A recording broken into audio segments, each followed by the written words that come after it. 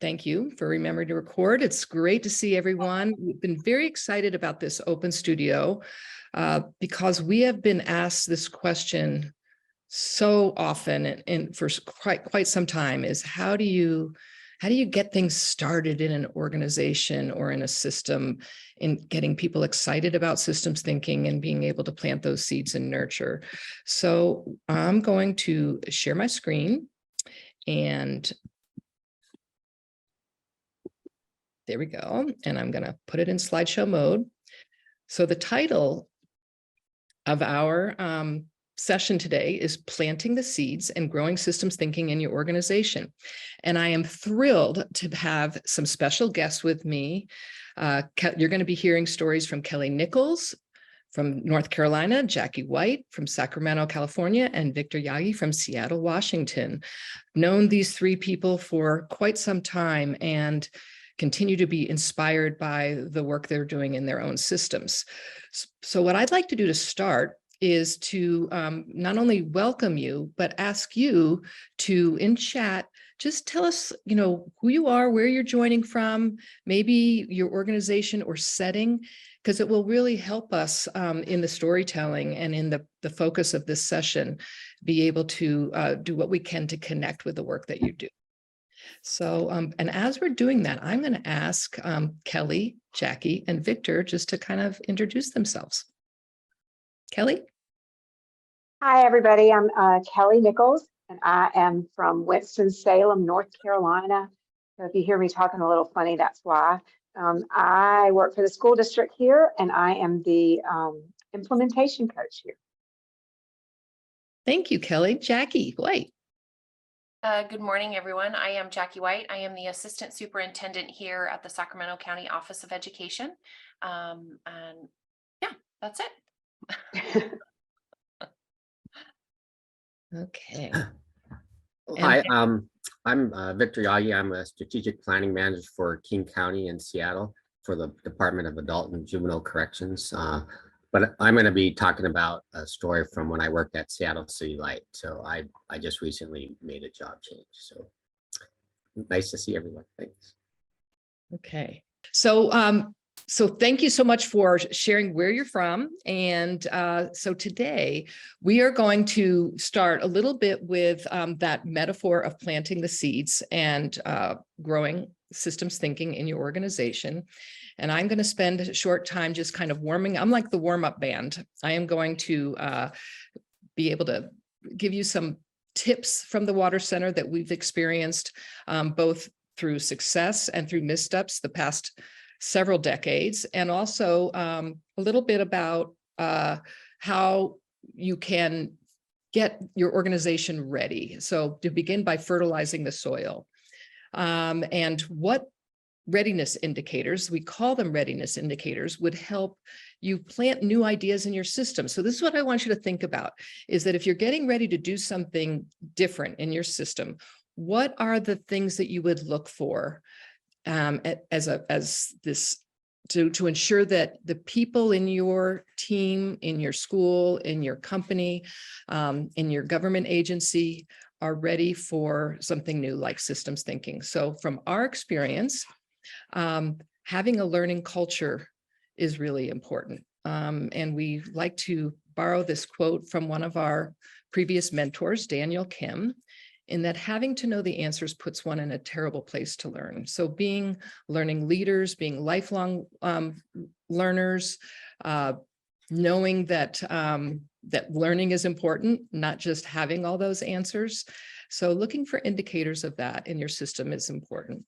And along with that is that people ask questions, that you are in an organization or in a setting where there's a culture where questions are important, asking questions to find out, tell me, what are you paying attention to that leads you to see it that way? Because I see it a little differently. So let's share that, and that those questions are appreciated and open and also help people think together, almost like thought partners. Then in addition to that is that missteps are celebrated as those learning opportunities, not thrown and hidden under the rug. And so to be able to look at, ways to celebrate those, learn from those, and be transparent and have that trust where it's okay to be able to share when things don't go perfectly. Look for structures throughout the system that generate collaboration, both formally and informally. And that means that there might be some learning groups that might be reading a book together, collaboration across sectors in the system, looking at themes that might bring people together. And then also our perspectives, new perspectives sought out from a variety of stakeholders, both internally and externally to your system. Is that a common practice? And if so, what might that look like? How do you invite people not to just come to the table, but how do you invite them to even help you set that table? So those are some that, that we pay attention to. You don't need all of them, but we look for some of those to get a system kind of ready to introduce systems thinking. So I'm going to invite you in chat to share some of the ones that you might add to that. Like to, invite you. And we're going to be asking you to participate in this chat throughout. So, please use that structure, that collaborative structure. I'm going to even ask my storytellers, is there anything that you would add to these things that you would look at to try to help a system get ready for introducing systems thinking? Chandra, thank you for the capacity of the teams. Yeah, really looking at how are those teams working together? What is their current capacity? Danelle, culture of respect at all levels, open to growth. Thank you. And so as you're thinking about those indicators, think about what that might look like in the system. Curiosity and humility. Psychological safety. Thank you, Tina. Yeah. Having a space that is courageous and brave and that's a different kind of level of collaboration that you're after. And again, you don't need all of these for sure, but they're good things to pay attention to develop as you're getting ready to invite some new ideas. And so given that, we have some tips. I have five different tips I want to share with you. And this is again, based on, getting started, how do you get started? How do you grow this? What are some, and you're going to be hearing some of these red threads in the stories in just a short while. So we have found that beginning with early adopters or people that are just naturally attracted to new ideas, to learning something new, to start there rather than trying to sell the idea and convince the masses that this is where we're going to go.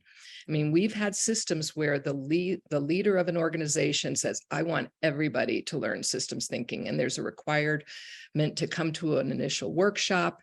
And people come and in their heads, we have heard things like, is this just the next new thing? Or, okay, this is a compliance issue we're going to sit and get, but what difference is it going to make? So there can sometimes be some mental models that come in that even have that generation of a little bit of resistance. And our founder, Jim Waters, the advice he would give us is, don't start by starting to get the train out of the station. Just go with those moving trains. Just go with those adopters. So that's a term that we use, borrowed from his wisdom. Another tip has to do with providing space and encouragement for those early adopters to share.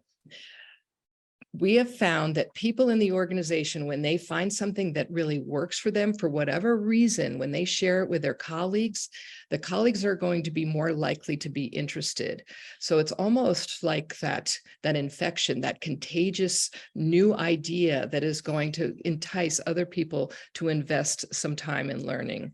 And so the idea is lean on those initial early adopters, build it, meaning build those examples, build that enthusiasm, give them the space to share, versus someone who is coming in as a trainer or a consultant, or even as a person within your system that really wants to grow this. You can start with those people that are in the trenches, just doing the work, having a good examples, build it, and the others will come. We have found that works really well.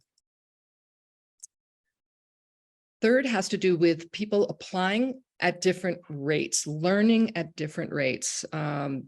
Some people are natural systems thinkers, just pick it up really quickly and they just run with it. And it's super, super fast in their ability to understand, conceptualize, and apply. And there are others that it's kind of rubs a little bit differently. Like, I don't just think this way naturally, and it puts me in a vulnerable spot. So having patience, providing support, really focused on what is working and what strengths people are bringing into the space. Be able to build that capacity in a variety of ways. Example, reading, theories, different kinds of research. I mean, there might be a whole wide range of ways that you can get people or help people see what connections they can make to systems thinking and to the value that it might have. The other thing is to start with a system that people have like readily in common, a family system. Whether it's if you're a teacher or an educator or an organization that has departments or teams, start with something small, how it could be applied within a small setting. I even had one person tell me, something, this whole work, this systems thinking, the habits of systems thinking, those cards that you have, that saved my marriage because the questions on the back really helped me increase the quality of communication I had with my spouse. So start small. And then lastly, begin by helping people see how they are already systems thinkers. Again, it's what I said before about building that strength, building on the strengths that people bring to the space. So the systems thinking cards that we have right here, and I'm going to ask, I'm going to put a URL to the digital version we have, is we use an appreciative inquiry process that starts with discovery. Let's first discover our strengths. How are we already a systems thinker? And pick one of those cards, say, this is a strength of mine, and be ready to tell a story of how I put that into practice. And that way, by starting with that strength-based approach, it tends to increase the comfort of people have with learning something new. So those are some tips that we have. And again, I will put those URLs in the chat for you shortly. But let's hear the stories from the field. These are these featured, very inspiring, I'm going to call them very inspiring practitioners that are coming from 3 different areas. I'm going to invite them to tell their story. They're going to go about 10 minutes each. If you have questions, if you could put them in the chat, but I'm also going to invite you to, if you have connections to their stories, let's use the chat to be able to interact, because you're just, I don't know, you're going to be really excited, I think, about what you hear. I hope you're as excited as I am about them, because I'm so grateful that they are willing to come and play with me today. So Kelly Nichols, why don't you start us off? And she's going to tell us some stories from Winston-Salem, Forsyth County, North Carolina. Okay, well, happy to be here. And I've got a long story, but I'll try to make it, succinct and understandable for everybody. About 15 years ago, the Waters Foundation came to Winston-Salem at an invitation from our then superintendent to develop a partnership.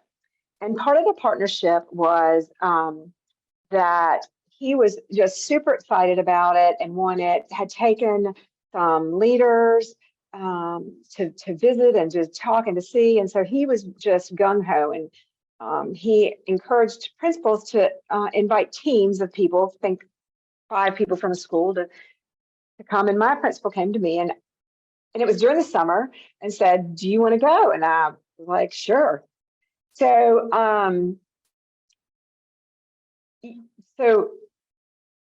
it seemed like as soon as I heard what was happening, I just felt like, when water starts to go through rapids, your heart gets pumping and real fast and you get excited. And I knew I wanted to know more. So after that first year, we had a 5-day session where I probably understood, 18% of it. I don't know. But I knew I wanted to know more, and I knew I wanted to keep going.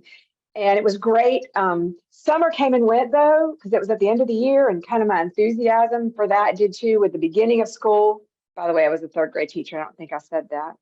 And so things happened really fast, and system thinking was in my mind, but I didn't really put it to use until I got a message that Joan was coming to observe me using systems thinking. And that's when I had a little panic. But we kind of worked through that and made things happen. The cool thing was, though, the idea then was we went through a summer training level 1 a summer, and the next summer we went to a level 2, and the next summer we went to a level 3 training, which was train the trainers. And so the idea was for us to be able to train. And by that time, Joan had been there several times to my class. My kids loved her. I was able to see the impact that using the tools and the habits had on my kids. And it was amazing watching kids who I didn't know could do things, show me things, improve things that just shocked me. Well, like in the picture of the river, there were some huge boulders that got in our way. And the first huge rock appeared unexpectedly around a turn in the river at a school board meeting. Several of us had been asked to go and support systems thinking, and I was all gung-ho and delighted to. And Tracy and Joan were there, and they were speaking, and I didn't know that I should have been prepared for battle, or at least brought some helmets and armor for Joan and Tracy. Our school board members had Googled systems thinking and had found some misinformation at the time, and were convinced that the intention was to harm our students, that it was a way of training them to think, a brainwashing of the such. So I won't go into the gory details because they were gory and ugly, but the bottom line is momentum halted immediately. Where we had teachers join and principals join, and people, the momentum was rolling and everybody was kind of jumping. People panicked and stopped. And teachers didn't want to do anything wrong. And they were fearful. And so there was a whole lot of fear in the district.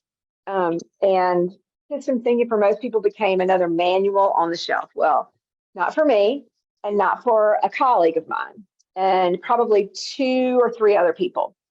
So that year, after that lovely board meeting, we were hounded with a school board member showing up in our classrooms and taking our manuals. Like the river, we bended, but we didn't break. We were meandering. The rocks were real, but as we kept moving, we were chipping away at them, just like this little seeds planted. The school board members would show up and tell us not to do harm to our kids. They were making sure the few of us became fewer, and there was just fear everywhere.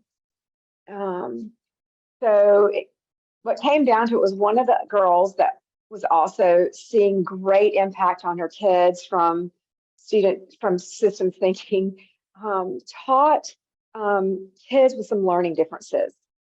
And I had a class of kids that were deemed academically gifted. And what we noticed was our kids were much more alike than they were different. And the tools that we used in systems thinking allowed them to work together and to discover each other and to really share and come across. And so our river kept flowing, and it kept chipping away at the rocks and the sediment and the side, and the path became small a lot of times, but we were hauntingly persistent. And she and I decided that we wanted to offer trainings for people in our district because we'd been through it. We knew what we could do. And so I had been an adjunct professor at Wake Forest University and asked them for a space. We got a foundation to fund the price, and we held our own little sessions, our little 5-day sessions at Wake Forest. a few of them through the summers. And then one summer, I actually invited our new superintendent and a school board member, and because I didn't want to do anything, wrong. They came and participated, and I wasn't fired. And so there were more seeds planted in different ways, because I just kept inviting people and talking about it. And I became a mentor for gifted teachers and would show them systems tools without telling them kind of what they were. So we just kept shipping that, and people kept asking questions. Well, throughout all of these years, there was one school board member who championed systems thinking, and she was there at the beginning. She knew the impact, the gift that it was to the kids. And this past year, she was looking towards retirement, and we have yet another new superintendent. We've been through 5 in this 15-year span. And she met with our new superintendent, who really is thoughtful and a visionary, one of those people who naturally thinks systemically. And she kept talking to her, and she gave her some information. And her proposal was, before I retire, I want to see Kelly in this job using systems thinking. And so, our superintendent, who is wise, said, I'm not going to go just on the school board member. So she came to my office at a school and met with me monthly. We had discussions about what that meant, what that looked like, what I could do. And probably by 2 or 3 months, she asked me if I would like a position at central office. And she asked me if I could write my own job description on top of that. And Joan helped me with that, actually. And so this is the first year that I actually have that job. And my job is to use my systems thinking with our school system in any way. I am training different groups, schools, operations principals, assistant principals, instructional facilitators, the academically gifted people. I have been training in the central office leaders, developed an environmental sustainability committee to reduce our carbon footprint, which was, the word sustainability was kind of not allowed to be said for a while around here. And we now have a committee for it. We have someone hired as the director of sustainability. And we're working with companies to reduce the way that the schools use energy and things like that. We have, I'm on every committee for change, instituting a code of conduct. Our pre-K changes. We're beginning a new teacher residency program, and changes just keep coming in. It seems like I'm invited to the table now when changes are coming in. We learned so many lessons. Resilience, right? You can be as resilient as you need to be, and it's okay to move quietly for a while, but just keep persevering, and you can bend without breaking. Keep doing the good, and assume the best in people, because I do think even though there was some craziness, they were honestly believed they were doing the best for the kids. And I think one of the things that I really, and even as Tracy was talking a little while ago, we really started top down. We really started from the big brass and tried to go down. But what really worked was the bottom up, because when my colleague and I were training people, it was really grassroots. It was really whoever wanted to come. Whoever wants to come, we're going to make this fun and we're going to make this doable.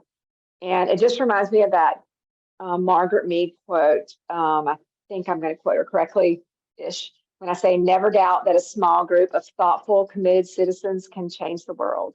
Indeed, it's the only thing that ever has. So that's my story.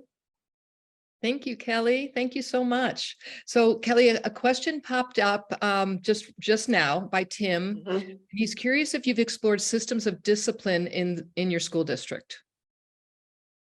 Yes, that's actually what we're working on with the code of conduct, trying to make our restorative conversations and things before we get to actually disciplining. Okay. Thank you. Thank you so much. Yes.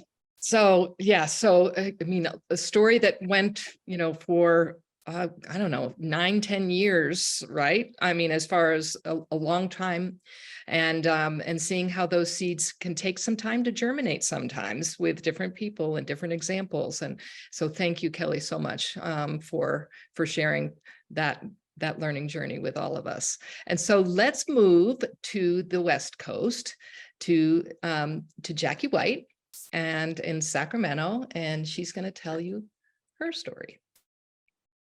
Thanks, Tracy. I appreciate that. Thanks for having me today. I feel like our story is a lot of people's story, so I just want to also share that this isn't the work.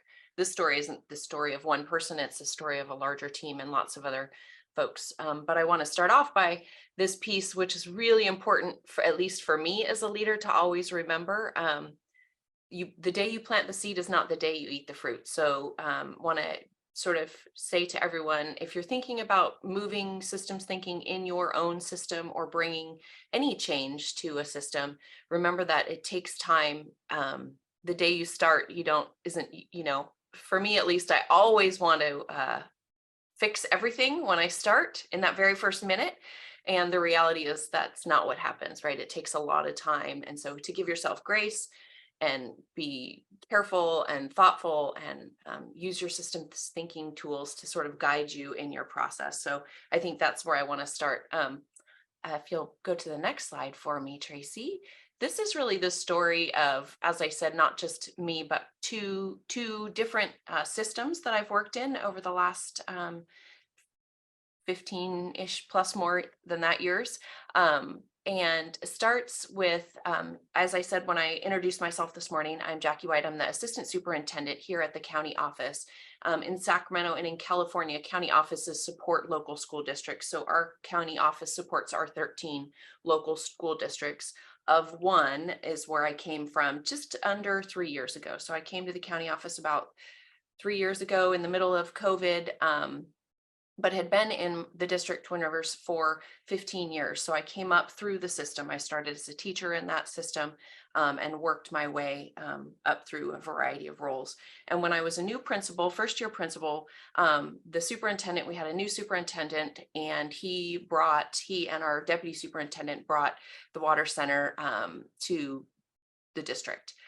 So I want to also highlight, this is important in this story because remembering that first time you encountered a systems thinking training.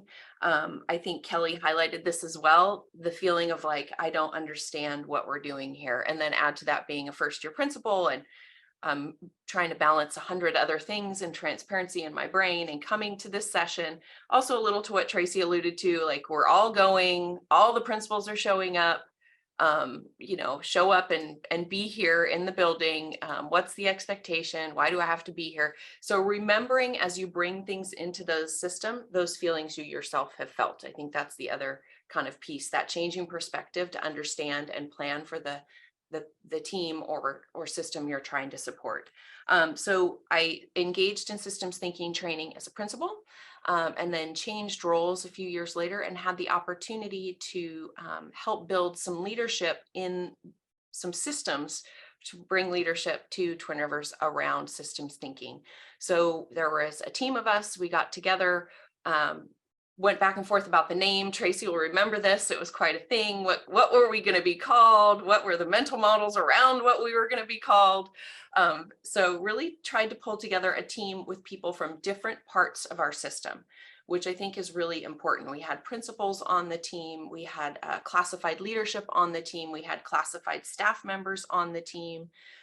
So if you're not in education, two kinds of folks in systems, the teachers that have a credential and all of the support staff that are non-credentialed folks, just for clarity. So we tried to pull people from each of those groups to make sure, management, non-management, to make sure we had this balanced team thinking about how do we really initiate change using systems thinking.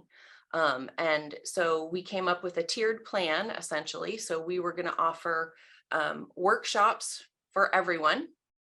Simultaneously, we were going to build capacity in this leadership team to deliver the workshops, because although Tracy and Mary love us dearly. They said, we aren't going to stay here forever and ever. We're not going to move to Sacramento. You have to figure out how to lift this yourself. So there was that, how are we going to figure out how we build this ourselves? So building capacity in that leadership team, providing them the ability to, over time, be able to provide the workshops that Mary and Tracy had previously provided for us. Then we also thought about individualized practice and how do we help people think about growing their own ability to be systems thinkers.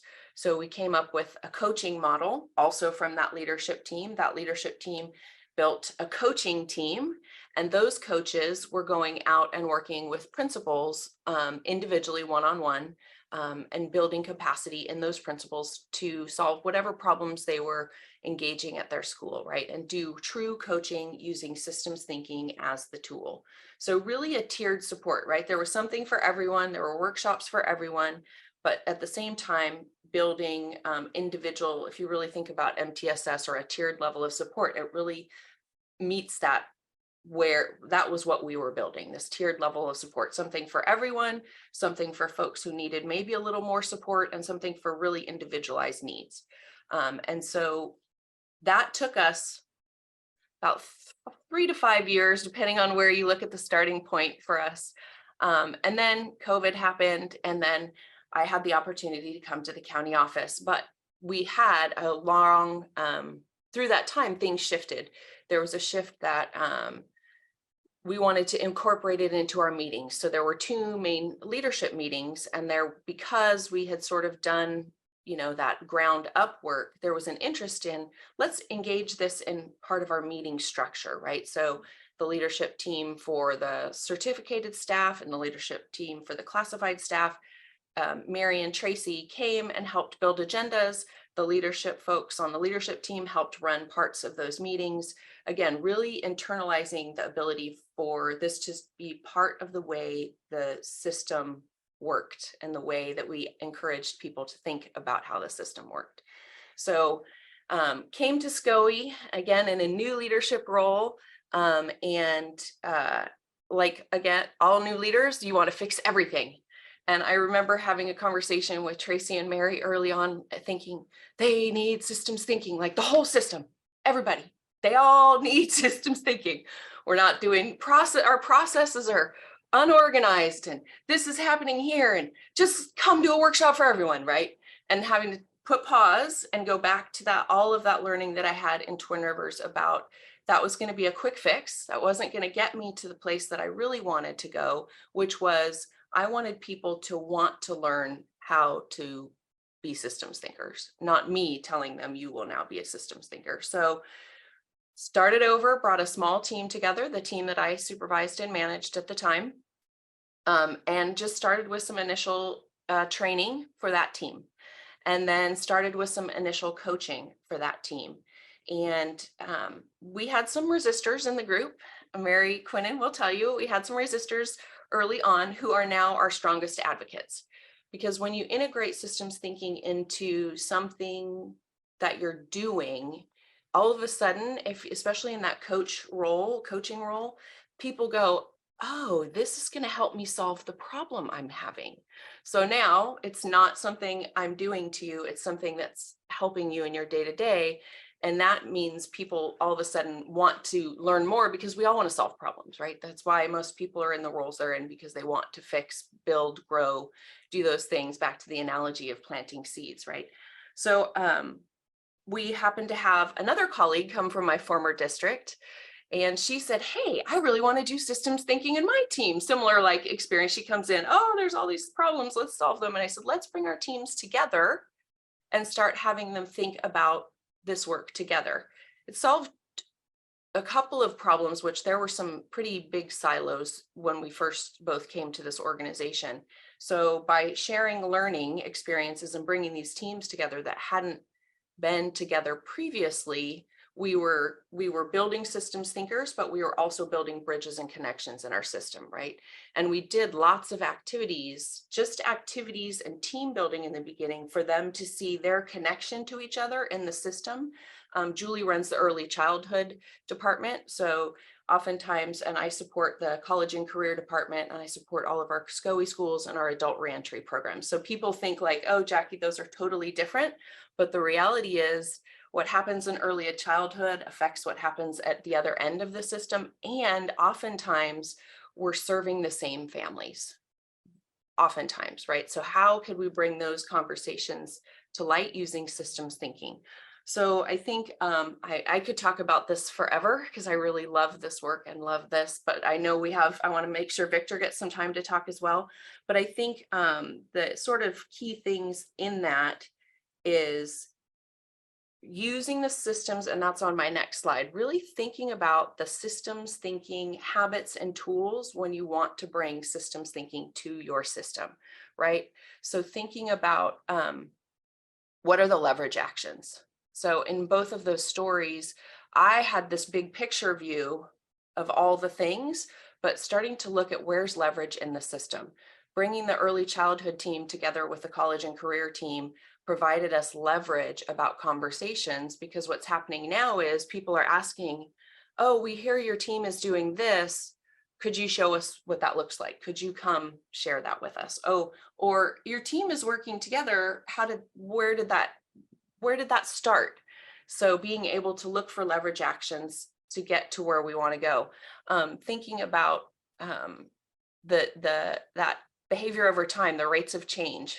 For me, like I highlighted in the beginning, so hard for me to go slow, but remembering that it's the little incremental changes that are going to get us where we want to go, and taking pause and thinking about that. So I think just highlighting a couple there, but also, that thing that's at the very bottom of the iceberg, those mental models, really being acutely aware of the mental models. And that's why I sort of started off talking about my own experience and being in the role of learner, and being really conscious of what does the learner look like that's coming into the room, and how are they going to receive this information. So I think that's all I have. I have other little like things I would share, but I think I want to make sure Victor gets his time. So I'm going to turn it over to Victor. Thank you so much, Jackie. Really appreciate all of the points that really important points, as far as especially seeing this through the learner's eyes, because we've all experienced that, right, in some way. So Victor, you're up. Victor Yagi from Seattle, Washington. Oh, thanks, Tracy. Yeah, so I'm going to talk about a grassroots effort to use systems thinking to create a race and social justice strategy at the city, at Seattle City Light. So you can go to the next one. How this started out was, so the Office of Civil Rights at the City of Seattle had created what's called a racial equity toolkit. And this was a template with a series of questions that all programs and projects are supposed to fill out during the design stage, with the idea being that by identifying potential inequities that they could be addressed. And so our division had a training for the project and program managers, and so I attended that. And after the training, I didn't think the way that was being implemented on programs. What was happening is the people that were filling out the toolkit were, program managers that had really no background, or often not much background, in racial equity, and it was done usually, after the program was designed. So it was mainly a check the box exercise. So I invited the people that had attended the training and some other people in our organization to a meeting, and I just said, what do we really need to do to advance equity in our organization? And so we got a bunch of ideas together, and then I put those together, and as I was compiling those, I was thinking, we really need to look at this from a systems perspective. So I put together a proposal for our senior leadership and said, for looking at it from a division-wide perspective, how to do racial or division-wide strategy for race and social justice, because the system boundary at the program level really wasn't going to address what we want to do. And at the kind of the minimum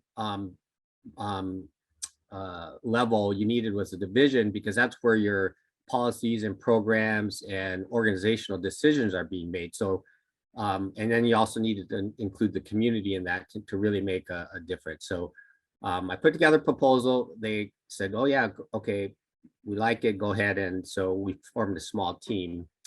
And so I'll go ahead and to the next slide. So, and so we started putting together a team and started thinking about, how to approach this. And so the Jackie and Kelly, they're sort of professionals and they were doing this as part of their work.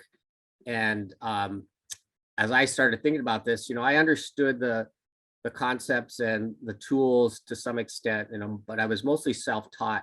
And now I was like, oh, I'm kind of in over my head here. So I really didn't have really a clue on how to approach this. And so I started doing more research, and I found the website for the Water Center, and there was a Leading from Impactful Change course starting right about then. So I signed up, and that was really great. It really helped me to develop a framework for how I wanted to think about things. And then a couple of things that I pulled from that were, leading from the bottom, middle, and the top, and then the circle of influence. So I try to use those as we started to develop things. So I'll go ahead to the next slide. And so as I was kind of thinking about this, I wanted to, sort of develop that a core group, and then, but have pathways for communication and learning throughout the organization. So I started doing some capacity building for a small core team, and then we were going to prevent, as we built out the strategy, we would present it to the senior leadership. And so I felt like in order for them to be able to evaluate it, they would have to have some capacity and systems thinking and racial equity. So we were doing capacity building with the senior leadership as we were developing the strategy. And then we also developed an advisory team with people from all of the different work groups within our division. And so, as we were developing concepts and ideas, we would meet with the advisory team to get feedback and to do some capacity building with them, and so that they could take that out to their groups, or at least have an awareness. And then there were a couple of citywide initiatives. We had a culture team and a race and social justice initiative change team that were also doing work. And so members of the core team were on those two initiatives. And so that we had ties into these other efforts. So we had sort of our tentacles into a lot of different places, but just trying to build that concept of, your circle of influence and sort of expanding that. So that was kind of how we were kind of approaching it. Okay, go ahead to the next thing. So I also want to mention, so this was not in my job description. So it was basically add on to the work that I was supposed to be doing. So I was supervising a team of about 8 or 9 energy analysts and implementing programs. So I was trying to do this kind of by the seat of my pants in a sense. So, but one of the things that I found is that in doing equity work, usually it's looked at as sort of an add-on to the work that you're already doing, and that really applies in this case. But my premise is that the things that you need to do to build a more effective organization, the structures and the steps that you take are the same that you would do to create a more equitable organization. And so thinking about how to integrate those two efforts is sort of a leverage point in my mind. So that was kind of what I was thinking about as I was developing this. Go ahead to the next slide. So I like this slide. I pulled this from material in the 5th discipline field book. But so the idea about the domain of action and the domain of enduring change. And so I try to put specific things on the different concepts. So like under guiding ideas, we had a vision and mission for the project. And then on theory, methods, and tools, we had sort of a framework and some tools we had developed and we were using. And then in innovations and infrastructure, we had identified 6 areas of impact. So we had leadership, policy and budgets, organizational structure, portfolio and programs, communication and education, workplace and workforce, and then community relationships. So, so building on that, we kind of developed a roadmap that we wanted to use for building this out for the organization. So I'll go ahead and next slide. And so this was kind of the strategy that we had. So starting with building organizational capacity for race and social justice and systems thinking, then developing a theory of change and some methods and tools. Then we looked at those areas of impact. And then from each of those areas, we looked at the current state, future state, and some goals, and then developed working on work plans, and then thinking about metrics for measuring how we were doing on those. So that's kind of the story, sort of the short story. And then go ahead. There's kind of some backstory along with this, but but some of the outcomes. So I want to step back one of these. So one of the things as we were going through this, I really felt like one of the recommendations was that we really needed to have someone this was their job to do this work, because it was really difficult for me to try to do this as sort of an add-on to the work. It was really kind of a big project to do on that thing. So I had recommended that they bring in someone who that was where their job, if they could focus. But some of the outcomes we came up with, so we committed the strategy and we conducted a series of retreats for the leadership to develop the concepts and build out work plans. Rather than doing the racial equity toolkit as a sort of an add-on, we, as part of the program design process, we built in checkpoints in the different templates that were used for the program design process, so that at each stage, initiation, design, business case, all those had a checkpoint for looking at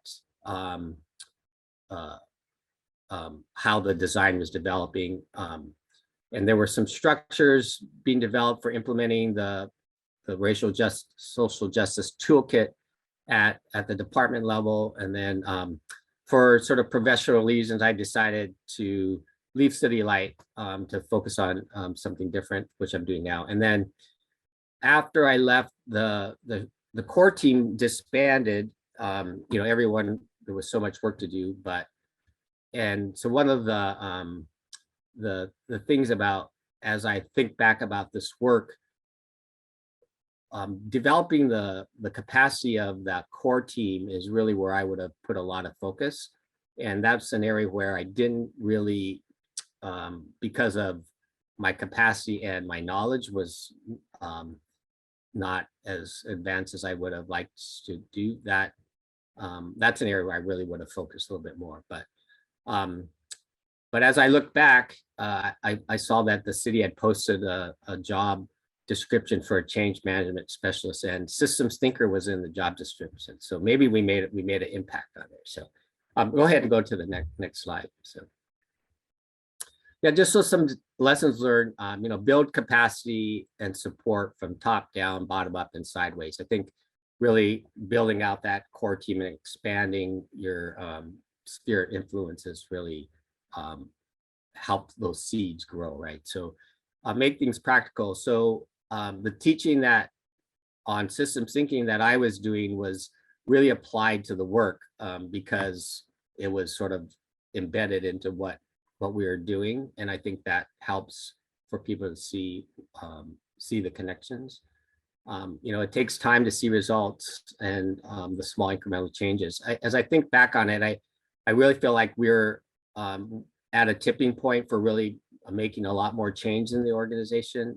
In some respects, that's one regret I have in deciding to move on professionally. I think that we had built a lot of momentum. I hope that it's continuing. And then the last lesson learned is to take leading for impactful change before you propose a major change initiative. And so you have a little bit more background on what you're doing. So that's it. Thanks. Thank you so much, Victor. And thank you, Kelly, Jackie, and Victor for really taking the time to share your stories, your personal stories, your personal journey, and also the impact that you've made on your systems. So I want to take the last few minutes to really engage you, because we have people, I know a lot of people that are in this space that have been planting seeds, growing their circle of influence, delivering benefits to their organizations. And so I have three kind of questions, and you can raise your hand, respond to any one of them, put some ideas in chat. But what are your, and also ask questions of this group. What are your takeaways from the stories? And there's been some that have been noted in chat, especially about, the seeds that have been planted in Winston-Salem are really strong. Danelle talked about the best stories that that children share about their application for systems thinking is about their own behavior issues. And also, Jackie, looking at telling people, it's not just telling people that they have to be systems thinkers, but that, you want people to become that at their own rate and at their own time. And Don, solving problems by building relationships, not mandates. Fabulous. Fabulous. So let's, I'm going to kind of take the slide off and stay in gallery mode so we can kind of see one another in a bigger way, and invite people to share. Stephanie already started. Stephanie, would you be comfortable unmuting?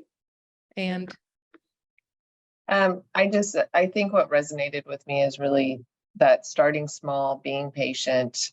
What are your leverage actions and where are your leverage points? That's because it's really easy to get overwhelmed and not know where to start. But that's kind of a good thinking. Like in working, I work with principals and support principals. So in my conversations, I think we're overwhelmed because we think we have to do everything, because that's often the perspective.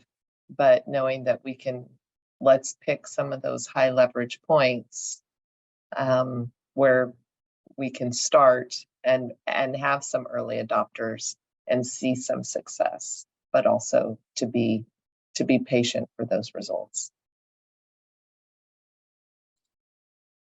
thank you so much, Stephanie. Appreciate that. Sorry, I'm getting a little glitchy on my screen sharing because I'm using two screens and they're not cooperating. They're not talking to one another. So thank you for Mary for telling me to switch to gallery. Appreciate that. So thank Stephanie. Absolutely. Those are great takeaways. And Tina and Leahy, as well. And Jean, you want to kind of talk through, and let's hear your voice. If anybody willing to share a little bit more about what you said in chat. Well, I've been at this for a while. And the thing is, I tried to sell systems thinking to people for years with dismal results. And finally arrived at a perception that the only people I've ever met that aren't systems thinkers are either catatonic or dead. Okay. And what seems to work really well is enabling them to realize in a different form what they already know. So if you wake up in the morning in bed and you're hungry, you get up, you take a shower, you get dressed, you go to the kitchen, you eat breakfast, and you're not hungry anymore. You just satisfied a goal-seeking structure, but you've never looked at it that way. Okay. And so it just, people don't have to be sold to it. It's just a different way of looking at things that they already know. And they walk away with it with a realization that they're really smart about this stuff already. Thank you, Jean. Yeah, just starting with the systems that, the systems that surround people in their everyday life. Great starting point for sure. Leahy, by the way, I'm going to be talking about, Lee's going to be hosting our next Open Studio on June 1st. And I see that you're resonating a little bit with Victor's point. Leahy, you want to share more about that connection? Yeah, thank you so much to everyone who shared. There's a ton that resonated all throughout. I was sharing with Jackie just individually that we actually have a person in common. One of my doctoral students works at SCOE. And so, you know, that link of the work that's been done there just brought her to our systems focused EDD at a really different starting place. But yeah, I really appreciate a lot of the insights around, you know, this is mental model work. It's not technical. It's not like I'm going to tell you to start seeing the world completely different and you're going to do it, you know? And so as we heard from Winston-Salem and certainly to Victor's point of, I think when I am guilty of sometimes I'm so excited about these ideas and this work that I'll just launch, you know, head in, you know, all in this very much like, you know, hero savior mode, which is not at all systems thinking informed. So, you know, that idea of part of the readiness is really about that capacity. Someone put that in the chat earlier, but that, you know, assessing capacity, assessing resources and, you know, system ability to change. So thank you all so much for sharing from your personal experience. And I'm making connections left and right. Well, thank you so much. And you know, I'm going to reiterate Anne's expression of gratitude that that I really see that that common theme that Kelly, Jackie, and Victor shared is beginning with those that are ready to benefit. You know, go with those moving trains. I can hear Jim Waters, you know, mantra just, you know, always is that we try to sometimes really focus on resistors or people that are hesitant or people that, you know, are just not agreeing. You know, it was very similar to the situation that Kelly described in North Carolina. But if you can just set the table and invite them to see and just, you know, look what this looks like and develop some common ground. Wait for people to be ready. It takes time. It takes time for that fruit to go, right, Jackie? You know, it's not just we plant the seed and it's going to take that time. So given that, I really so appreciate all of you for being here and appreciate our storytellers. Listen, everybody have a wonderful day. And again, Victor, Kelly, Jackie, thank you so much. Continue doing that amazing work. Your circle of influence is growing exponentially. Thank you so much.